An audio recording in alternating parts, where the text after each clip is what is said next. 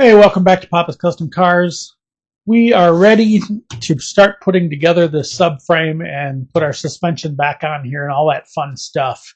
We have got a bunch of hardware to show you that's going to go on this, and you'll be able to see it being installed and all that kind of fun stuff. I'm really excited about this part, so let's get to it.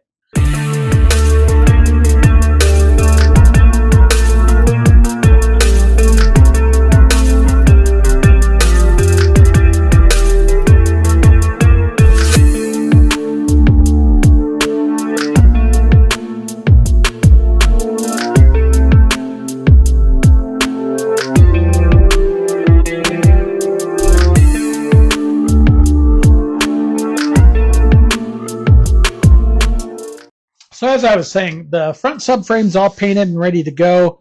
And everybody may ask, why did we go through all the trouble to make this thing the way it is? Simply put, this is the jewelry box of the car, as Condiggit would say. When you're at a car show and you're opening your hood and you want to show off what you've got, you want everything in there to look really nice. And so, hence the frame looking really nice. This is basically the bones of or the skeleton of your build. So you want to start going from here and going up from there, especially when you see some of these parts that I've got. You'll understand why it's so important this all looks good. Number one, because since high school, every single one of us wanted a car that when we opened the hood or showed somebody the car, they went, wow, that's really nice. Especially us car guys. This is what we do. This is why we do it, because we enjoy it, number one, and number two, we want to show the world what we have the capability of doing. And so we want to do our best to the level of what we're doing as far as the build goes. As I said, this is a driver. The top, sides, all basically all repainted. The bottom is just going to be scuffed and shot. Not going to worry about it because that's where the grime, the grease, and all that fun stuff comes up and gets in there. But this is so nice that I'll be able to just wipe it clean. It is ceramic. The clear coat that's on this is a ceramic high temp clear coat, so I don't have to worry about the heat from the engine compartment or anything of that nature. And these frame rails, same goes with the rest of it, as you'll see here in a minute. Today I just got my final stuff in. I still have not ordered my steering column. I've got to climb underneath there and measure the length of it. And then I've heard a bunch of different horror stories depending upon the length. They say 36 inches on this, but I've been told no, it's as low as 30 to 32 to 34. So we want to make sure we get that right. But today we got our complete bolts for our upper and lower control arm. This is all the bolts you'd need to do your control arms, and some extras that I'm not going to need because the new ones came with it. It even came with shims in the bag. The bolts that came in for the top are what they call knurled. They've got, and I'll show you once we start working on it, they've got little slots in them that when you actually put them in and they suck into place, they lock in. There's little bitty notches, basically what it is in the heads of these bolts to hold them in place for the alignment. And then of course brand new bottom bolts. It's kind of neat how you can pretty much buy any nut or bolt you need for these cars nowadays, and it's a complete kit. So this is a complete control arm kit. Like I said, some of it is already on that and we won't need it, but some of it we will need, and everything that you need is going to be here. And you'll see what I mean here in a little bit. The other part that I've got here is my idler arm, if I remember right. Nice brand new, not shiny, but nice brand new part to go in place. The difference between this one is it has more grease points than the old one did. The old one didn't have as many grease points. But it comes with your bushings, your nut, and your can't think of it, cutter pin. So you get everything you need right in there. It is greasy, so I'm not even going to reach in there and pull it out for you, but we've got that. The next thing we've got to install, in just a minute, on and around this table, we have brand new tie rods, both ends, brand new sleeves, and all the cotter pins and washers and nuts and grease fittings, everything we need to do new tie rods. We've got our brand new upper and lower control arms. These are tubular units. Basically what that means is, if you remember the old ones, they're like a cup. These are solid steel and do not flex, along with the polyurethane bushings that they have to make sure that this sucker definitely it'll be a nice tight drive. Next to that, we've got our upper control arm. Same thing going here. We've got a tubular control arm. Again, for rigidity and ride quality. If you go look at your modern car now, you'll see this kind of stuff underneath there. Not this heavy duty, but pretty darn close to it. These actually will drop the car about 1.5 inches to 2 inches. So that's definitely a plus. What's off screen is we've got our adjustable,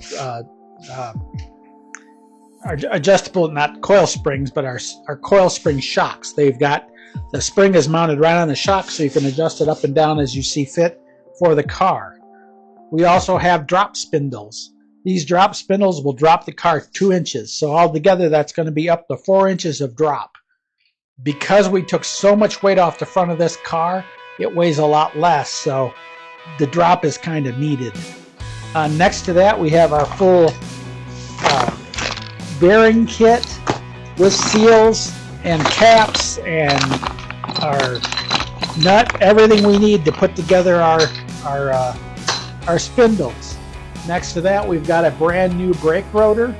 These are, as you can see, they've got little holes drilled in and they're slotted. What that does is that allows, when you're braking, gas builds up between the metal and the pad. What these do is they release that gas and allow the car to stop a lot better. So those are definitely an upgrade. Those are even an upgrade for a modern car. And pretty much every car I've got out in the driveway that we've replaced the brakes on has drilled and slotted rotors. My wife's Flex, we put drilled and slotted rotors on it and haven't had a problem with them since. Especially when you're towing with something, you're going to build up a lot of heat. So with that, we've also got the balance of our polyurethane bushings and everything. That's for our body mounts. So where this is all mounted to the body, the rubber is going to be removed, and these polyurethane go in place, along with, make sure you use the grease that come with. Behind that is our other rotor. Down below is more of our upper and lower control arms. But pretty much everything we've got here to replace the entire front of this car. Now, what we are going to reuse is we are going to reuse the backing plate for the disc. There's the metal plate, the blocking plate, or the dust cover, whatever you might want to call it. We're going to reuse those. We're going to reuse our center link. They don't bend, and if they do, then you replace it. But usually you're not going to bend or harm this. The center link is just a hunk of steel.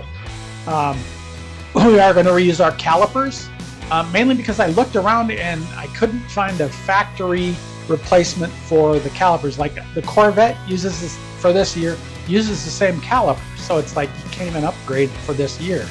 So later down the road we may look at something, but I think with what we're doing here in the front end, we'll be fine for now, and that will get us what we need. The coilover shocks basically have the spring built right into the shock, and I'll show that to you once we get to that point. But this is everything that we're going to have to put on this car to make it new. I do today need to, before I even get started, it is Wednesday, I'm not going to start building until Saturday. And then next week I've got meetings all week. So I'll be able to put the upper lower control arms on and start to put the process together and get you guys going through it. We're probably not going to go end to end on these videos, mainly because I'm still waiting on a few things, and I'm going to take my time building it because I don't want to scratch up or mess up everything I've already done. We are going to measure that steering column today. It is Wednesday. We're going to order it. It's probably going to take up to 2 weeks to come in at least. I think they guarantee 10 to 14 days or something of that nature, or they give you $5 back if we do. But we want to measure that and make sure that we're ordering the right column, because there's a few different things that this new column is going to offer. The first thing it's going to offer is tilt. The column that's in it now does not have tilt, and this particular column has a shifter on it. We're not going to be using that shifter anymore because we'll move to the 700 R4. We're moving to bucket seats, and we're going to have a center console with a shifter in that center console. That's kind of get things going. kind of show you what we're going to be putting together and all that kind of fun stuff. So this kind of gives you a little bit of a heads up, everything that we're going to doing, basically starting with our control arms. And then we're going to be doing on Sunday probably a bunch of cleaning and powder coating if we don't do it Saturday and then put together on Sunday. But we've got all those parts that we're going to be reusing that we need to clean up. And we've got a bunch of parts that need to be powder coated. So that powder coating is going to take at least a day to 2 days to do the work. So this weekend we may end up starting to put some of this on and then flip over to the powder coating and then come back once everything's done. But yeah, we've got our work cut out for us. Taking it apart was the easy part. Now we've got the hard part of putting it all back together again. So for me, it's going to be a few days. For you, it's going to be a couple of seconds, and we'll be right back into whichever project we're going to tackle first. Just kind of depends on how I feel this weekend. So let's get to work on this car. Let's get these nice shiny new parts put on. Hey, welcome back. It is Saturday morning. As you saw, we've got all this stuff to put on now. It's very limited on what I'm going to do. I'm going to install the front A-arms. I am going to put on the spindle. I'm not going to put anything else on yet because we still need to paint this. And we need to paint this before we start putting together this whole thing because the steering box and everything else is going to be in the way. And it'll be a lot easier to take this stuff off with nothing here as opposed to putting on the steering box. That'll just give us more block. One of the questions that I was asked was why I'm not dropping the subframe completely, and it's kind of twofold with me. The subframe is set and aligned and everything is perfect on this car. This car is basically brand new. If I chose to, I could have gone through and just wiped this off and it would have been just as clean. Wouldn't be as nice and pretty as it is right now, but I'll give you guys a shot later on of the bottom of this thing so you can see this car doesn't have any miles on it. It never has had any miles on it. It's always been garage kept since the day that I got it, with the exception of some time when we lived in San Diego. I had a neighbor who would park his junk in front of my house and leave it there for weeks. So anytime he would move it, my wife would grab this and put it in front of the house so that he couldn't park there. Onward and outward. So the bottom of this isn't that bad. I just wanted the top to be nice and pretty. Since I had it apart, I might as well shoot it. Second reason is I've ran this car with a beefed up motor for years and I've never had subframe connectors in it. And as you will see, the floors in this actually ripped. I mean, they ripped. I thought for a minute it was rust until I got in there and I'm looking at it. I'm going, these are actual rips. So what was happening was this would torque and it pulls on the actual floor of the car because the floor of this car is basically what connects the front to the back. And it was actually ripping this side of the floor pan. So what I did years ago to stop it from ripping at that time was I took and I bonded another piece of floor to that floor until I could come back to it later and replace that section of the floor, which I'm going to have to do anyway because I can't leave it bonded like that. Over in a box right over there are the subframe connectors for this, and I won't ever have to worry about that again. But that is basically one of the reasons I didn't want to mess with it, because it's been aligned after the ribs. So everything is going to be in line with the frame anyway. That was the only thing I was really concerned about when I took it in to have an alignment, was to make sure that the frame was straight to the rear. And with that, I don't want to take it apart again. I am going to pull these body bolts out, and I am going to replace these rubber bushings with the polyurethane that I've got. And that's going to happen. And then while I've got the subframe dropped, I am going to shoot the bottom of this car with undercoating. Same with any of the areas down here. I'm going to shoot those with undercoating too. And because it's going to be black down there, I can touch up the frame rails under there. They're not dirty. They're not. There's a little bit of grease on them, but with a little bit of solvent, I can wipe it right off. It's not really bad. The car didn't leak that bad. As you can see when I cleaned it up, it was mostly dirt. So that's the reason I'm not dropping the subframe. That, and that's basically, if I'm going to drop the subframe, I might as well gut the entire car, pull the doors, pull everything off of it, and redo everything. And I really don't want to. That's a lot of work, a lot of extra work putting things back together again. So this was just to make the top of it look nice. That way when the motor goes in, it all looks really nice, and along with the firewall. So that kind of answers that question for you, and why I'm doing it the way I'm doing it. Now, The only thing we're going to do today is we're going to put on the upper and lower control arms. We are going to put in the coilover shocks. They say with this kit you're supposed to use factory springs, so this is going to be maybe it will work, maybe it won't work. They basically sit in the pockets just like any other one does, and it uses your shocks as your mount for the springs. So I'm almost positive it will work because of the design, and we're going to find out that together. And if it doesn't work, well, then I'm going to have to order different coil springs, because this thing does need those coil springs to drop 2 inches. These A-arms also drop the car 2 inches. I'm looking for 4 inches of total drop, mainly because when I pulled all the steel off of this bumper, that 5-mile-an-hour safety stuff that they had, it must have weighed, the bumper must have weighed 200 pounds or 150 pounds. It was heavy. My son and I had to take it off together. You couldn't pull a bumper off by yourself, and everybody knows that pre all this safety equipment, you could just reach in there with one hand and pull the bumper off yourself, and you couldn't do that. So when I pulled all of that off, I pulled all the sheet metal off and put all fiberglass in the front. This car just lifted way up in the air, probably 4 or 5 inches. With these coilovers and everything that I'm doing here, it's going to drop a minimum of 4. And I'll be able to go down even lower, just depending upon what kind of clearance I need on the front. I do have wider tires on this than it's not a drag car, so it doesn't have little skinnies on it. It's got some pretty decent sized tires, and I'd like to go a little bit wider. But we're kind of restricted on what we can do. This is a pure street car.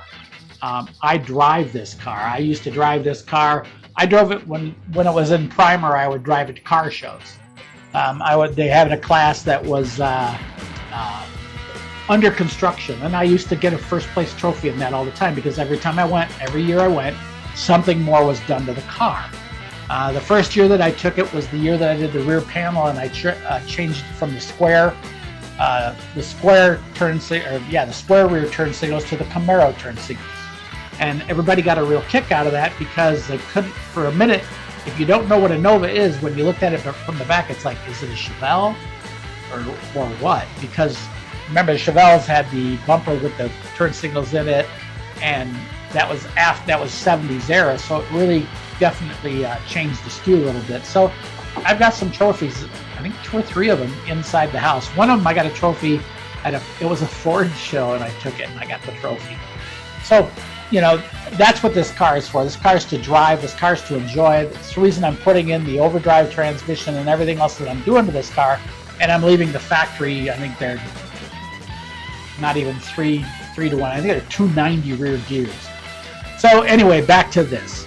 So I've already installed one of the A-arms, and I can tell you it was not easy. These are very, very stiff bushings, and when I pushed it up into place, it didn't want to quite go, so I had to bring the jack in and lift it with the jack, wiggling back and forth, rubber malleting up until it came up into the slot, got it close as I could, and then grabbed my punches, or not my punches, but yeah, my center punch, and I just started moving it around until the bolt hole lined up, and then I sent the bolt through from one side to the other, and I had to do one side at a time. It was not easy, but it's on here now. I haven't got it bolted up, but it is on here. Now, one of the things you've got to be careful of with these control arms is pay attention to the direction they go in. These are not, you can't put that side on this side. They're not the same. So you got to make sure you put the right side on the right side. Otherwise, you're going to be going, what happened? Your spring pocket's going to be over here instead of over here. So you got to be careful of that. So like I said, it is already there. Now, one of the things I was telling you guys about was I was able to get a bolt kit that has all brand new bolts. And what was really neat are these. These are the bolts for the top of the top control arm. Now, I'm going to come up a little closer to you. If you look at this bolt, you'll see on the end it has a knurl on it. And that's to help it lock in place on the top, so that when they do an alignment, this holds true. You can use a regular bolt, but why use a regular bolt when you can use the one that's knurled and it stays in place? So the way that they go is, and this was the same with the other ones, is you put them in, and as soon as you get to that knurl, you got to bang it in because it's not going to want to fit. And that's what's, well, actually, I think I'm backwards. Yeah, I'm backwards. They go this way, not that way. That wouldn't be good. But notice how they just lock in place, and if you look, they'll move, but they don't move that much. And so that's one of the nice things about these knurled bolts. This one moves a lot. There's a lot of slack in these. It is what it is. You can tack it if you want, but why? And then, like I said, this one's not all the way on there yet. I'm going to have to take my hammer and center punch and push it in. And when it's all the way in, it locks in place for you. So that's kind of nice to have the replacement bolts. It also comes with your nuts. It comes with your end bushings if you're, oops, we'll leave that there. We're not going to use it. It comes with your ends for your control arms if you need them. It comes with the ends for the factory, and it comes with your bolts and everything you need to redo these bushings. So it is kind of a nice little kit. It didn't cost a lot. I think it was $60. But it has all your nuts and bolts. It even comes with the shims you need to shim your front end. So definitely really nice. All new little bolts, all that fun stuff. So it's pretty much everything you need to replace your control arms. This one I haven't put on yet. I'm going to do that next. All right, let's get to it, shall we? You need to move some things around because stuff is in my way, including the table that I had all the parts on. So the easy way to know if you've got the correct front one is the same way. It's a straight line from the top to the bottom. And again, they don't put in the grease fitting mainly because they don't want, I guess they don't want it to break off. But it's weird because they do put those two in. So we can get these set into place. Now I'm not really sure yet how it's going to go with the coilovers and how you have to do it because again we've got a spring under pressure, but they're adjustable. So not sure how much pressure they'll have. So we're going to find out together for sure. We got our two knurled bolts sticking out, and then again this will go right on there. Up.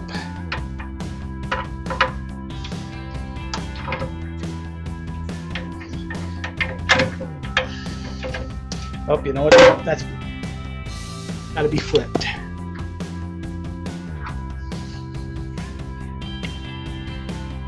So these little spacers either go this way or this way, depending upon the vehicle you're putting them on, because all these vehicles are a little bit different.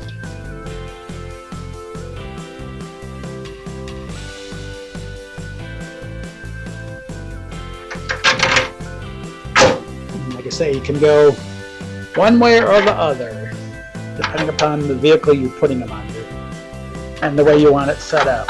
Kind of weird, but hey.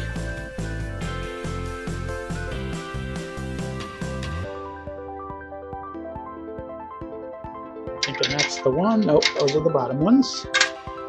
We've got big bolts and small bolts. This goes with that. That's the other side. That goes the other side.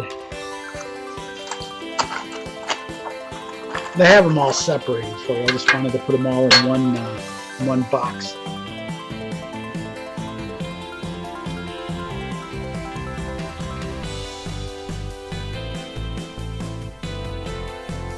So those go right just like that, and then this will come down to grab a hold of the spindle.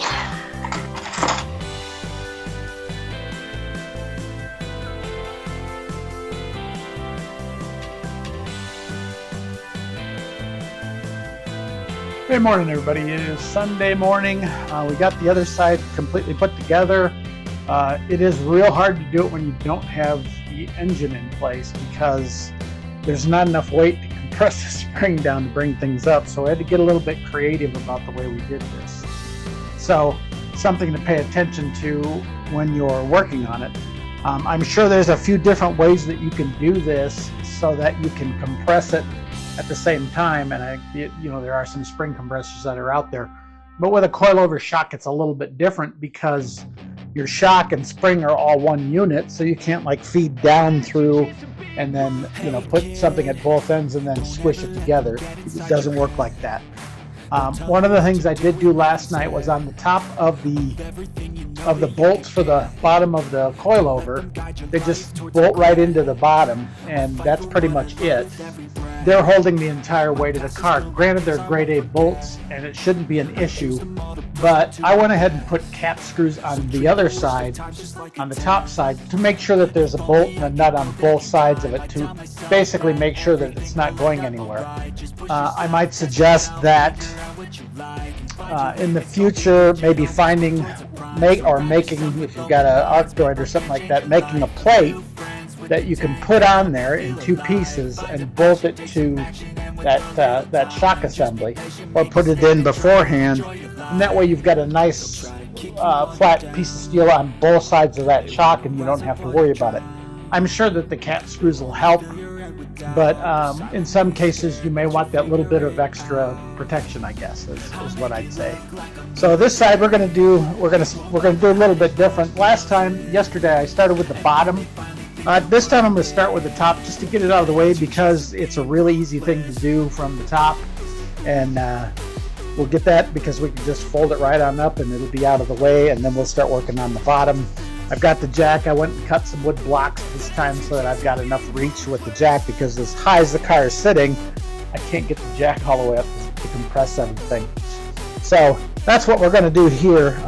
Also, I realized that when I jack it up, if I pull the jack stand out, it puts more weight of the car on the spring, and it makes things easier. So that's what I ended up having to do yesterday. Was I sat on the frame rail and the car went down, or I should say the spring went down.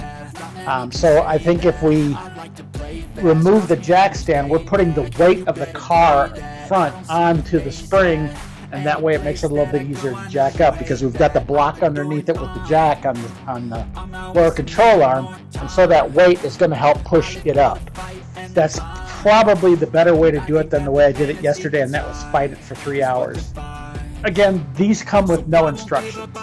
I'm sure that like if you buy them from QA1, you're getting full instructions. You're getting a full kit. This is not a full kit. This is something I pieced together from Amazon and eBay and A Premium and all kinds of other companies, where I put all these parts together to make one unit. And for the most part, it is going together well, but it's one of those things where you're going to have to do a little work up here to make it work down here. So that was most of the holdup yesterday, was learning how to put these pieces together. Now from this point forward, it's really easy because it's just the factory steering and that type of thing. So there's nothing really to learn. So and learning what I learned yesterday, this side will go a lot faster. I cleaned my tools up and I brought my cart over. I keep walking back and forth to get tools, and I've got to remember to bring my work cart over and put all the tools that I need on it so that I'm ready to go. So with that, let's get this top part put together and let's get this thing knocked out so that we can go over and start cleaning some parts. And again, these are the knurled bolts. The head's got that little knurl on the end of them, and as you saw on that other side, once it gets in there, it stays put.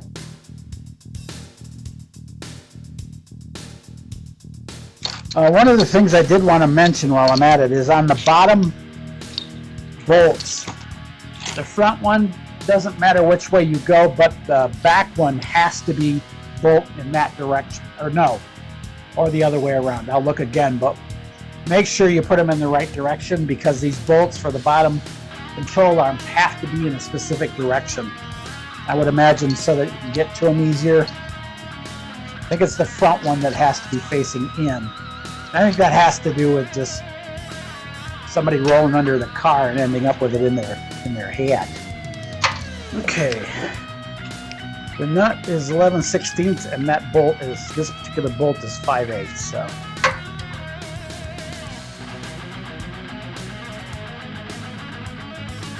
zip ties holding everything together.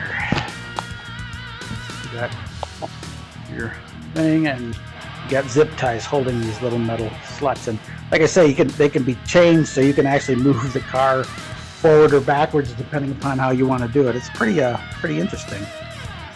Or it's either that or it's for different fits, which is probably more the case. I can't see you actually moving your suspension that far off, but hey, I might be wrong.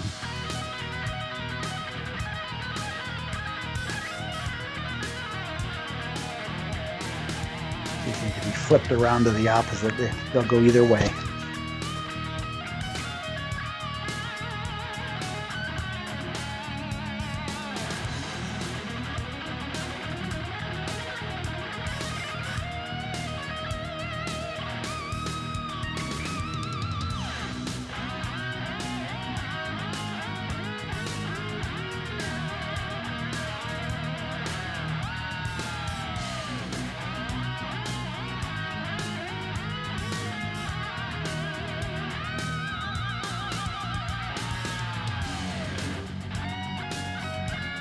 And this is steel against steel, so the only thing in here that's besides the steel is going to be those shims. Okay, top one's in. Pretty simple on the top. The bottom one's the one you got to work with, so that one takes a little bit bigger sizes. Okay, that one doesn't fit, and that one doesn't fit way bigger. So get our correct wrenches, shall we? Right back. Now what I had to do on the bottom one is I had to use an extension because the bolt is inside. So what I did was I put the tape around the bolt and then put the nut, I'm sorry, put the bolt through, and then had the tape held it in place on the socket so that I was able to not only get the bolt on it, but also hold it while it was being tightened. Now this is the fun part. These are a very, very, very tight tolerance, so it doesn't want to just go right on in. That would be too simple. The last one I had to kind of use a little bit of force. So yeah, be ready for that. So one of the things that I did to help line up the bottom one was it's a real tight fit getting it up in there. So once I got it up in there, I basically forced it up with the jack and a block. And then once I got them close, I used my punches to get the bolt holes to line up. Once I got one side to line up, like this one will be this way. Once I got it to line up, I put a bolt through it and then started working on the other side. So that'll definitely help you if you've got a punch, good sized one, because those are larger holes. But you can move it around real easily once it's in there and get the bolts through. So we'll leave those right there for now. So as you'll see, this is not a piece of cake. And that's why I've got the jack here. I use the jack to lift, to push basically into the slot. So, because like I said, it is very tight. And then I use my rubber mallet to move it around and all kinds of stuff. So, okay. Let's get down here on the ground and crawl around and see if we can get this thing in place.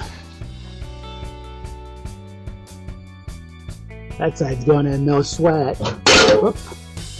So the front, that's the fight.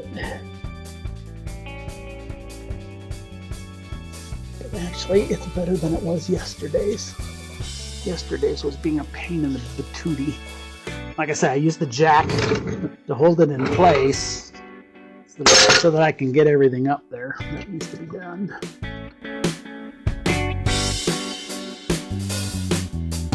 This is when you need 12 hands. It's when you need dogs with opposable thumbs. It's actually going into place pretty easily. I tell you, yesterday's was a fight. Oh yeah, I can see the holes. And over here, this one needs to go way up. This one we can go ahead and stuff one in there because we are almost there. And just tap her in a little bit.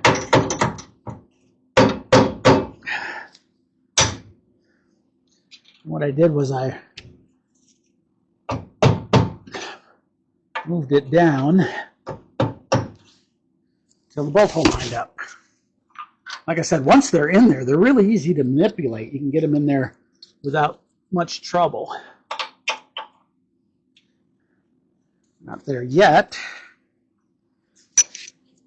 You get the bigger one and move it around a little bit more. What we have to do is get our bolt into there. Like I was saying, if you use your punch, you can actually move it to where you need to move it. There she goes. You don't want to move it too far because then you have to move it back. And again, this one points backwards is what they were saying.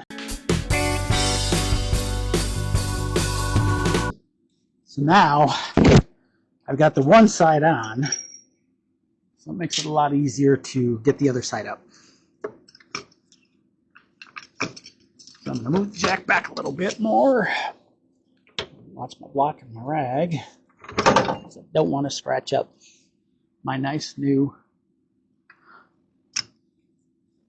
Then the second thing I do is I take a block of wood and I put it here. And what this does is it will stop the movement of it going up this way and put the emphasis on pushing the back up. So you put it here in the back, and we'll bring it up till she's firm against that frame. Now when we lift, we're actually pushing the block. Actually, I want to go from the back. I don't want to go from here. Back here is where I want to go because I don't want this side of it to go up any further. So instead, it'll end up pushing up on the bushing itself. Yeah, it's almost there, so should be pretty easy to get it up further. There she goes. Let's see how we're doing. Oh, we went too far. Okay. And again, using your punch to line it up.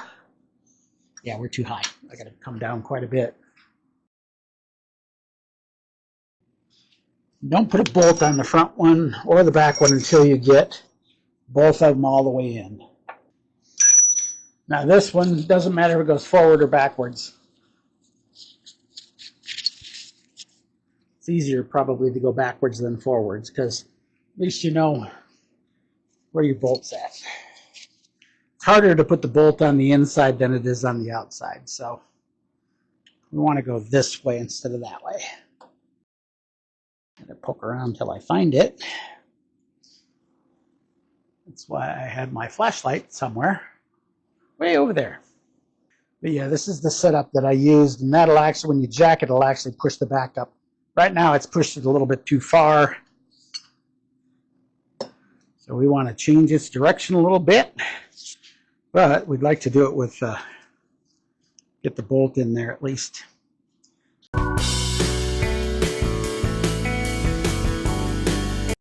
And I basically just put the bolt on the socket like that, and then I use it to feed it in. This might be too much extension, but we'll know here in a minute. I bring it down here for a better view, but you can't see it because you're inside that rail in the cross member. But unfortunately on this side, it's not a matter of just pushing it through when they don't line up. So I'm trying to use the bolt itself to help line it up. So as I was saying, the front one has to go in this direction and the bolt on this side. Probably because there are things in this area that could get poked by it. This particular bolt doesn't matter either way. I would suggest going that way with the bolt because it's a lot easier to hold a bolt than it is to put a nut on it and make it go. So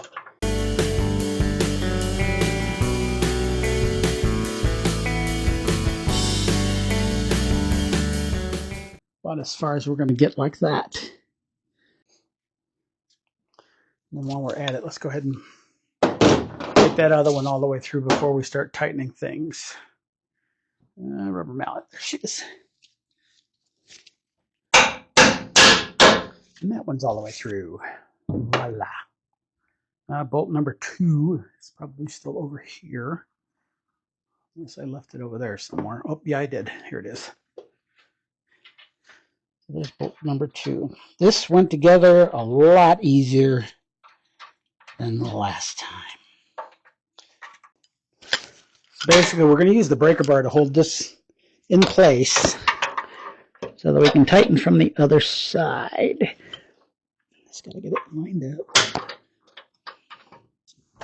There we go. just layer right on there. We'll use our impact to take it all the way.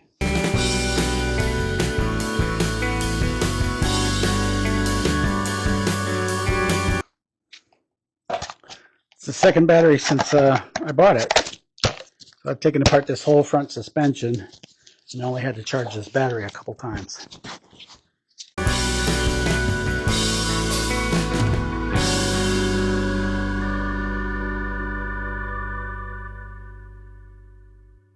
Way easier than it was last time. Okay, we're coming back at it.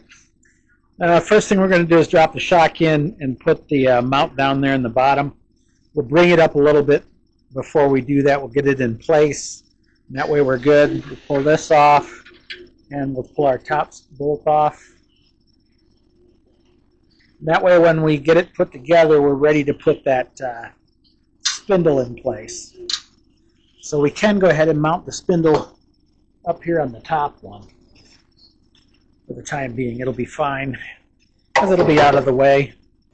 And then we'll just push the whole thing up out of our way. All right. Now let's attack this one. Get my gloves on and start going at it.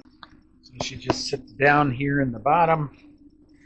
So the first thing I want to do is remove the top bolt. Oh, it's too tight. Grab a wrench. It would be nice if I could feed this up in, but the spring is just too close to the pocket. So.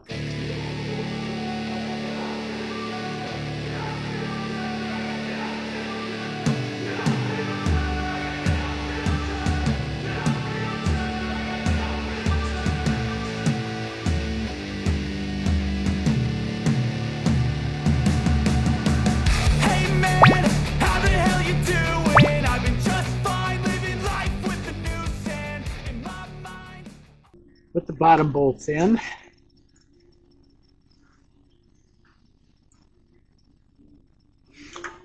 Get that there for now. All right, let me go get my crossbar. Now we can put in our crossbar. Try not to touch anything at all, anywhere, because we're covered in stuff. And this mounts right to the bottom of the shock here. Now these are threaded up in here. Like I said, I put these bolts on the top just as an added protection so that it's spreading out the weight a little bit more. Not sure if I have to, but just to be on the safe side, I think it's good practice. Damn, you look stupid. I feel like everyone's a stranger. Small talk with your narcissistic neighbor. She's real hot, but they said to never date her. I agree, but you did, and I hate her. You wanna get away? You better get in line. Won't go another day of wasting any time. I've got a lot to say, can't hold it in this time. Got no filter, I got no filter. No filter, I got no filter. No filter, I got no filter. No filter, I got no filter. No filter, I got no filter.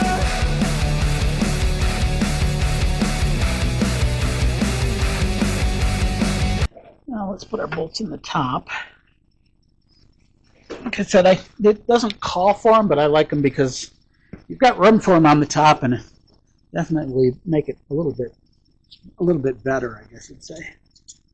You get a little bit of extra security knowing that there's a bolt on both sides, or a bolt and a nut on both sides. Okay, now for the fun part.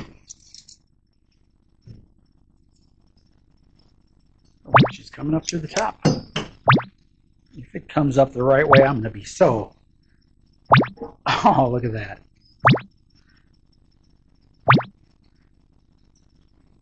So basically, the other side was just giving me a hard time. And it's probably still too long, just like it was on the other side. So what it is this is curved, so the edge of this hits the body, or the frame, before it goes all the way down. And that causes it not to want to go on there. So what I ended up doing was just grinding a corner off of it This is cupped right here. This is actually too thick to go down on it far enough to catch the bolt. It was the same thing on the other side. So what I ended up doing was just taking a little bit off of the edge, and then it sat down in the cup and I was able to put the bolt and everything on the way it needed to be. So let me go do that and I'll be right back. Yeah, you just have to align these so that they're both pointing at each other. And I found that it's easier to do with this than it is trying to manhandle it. So let's go ahead and lift this one. Now you need to move that way just a little bit, and then this one also needs to move in just a pinch. Okay, there. Just like so. Close. There we go. And then bring this one a little farther down. Okay. And then nut on.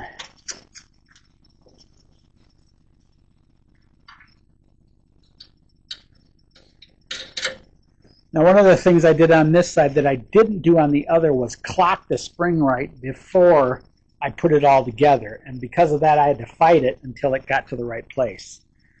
Also, you'll be able to see once this is released, it'll go down and everything will be hunky-dory.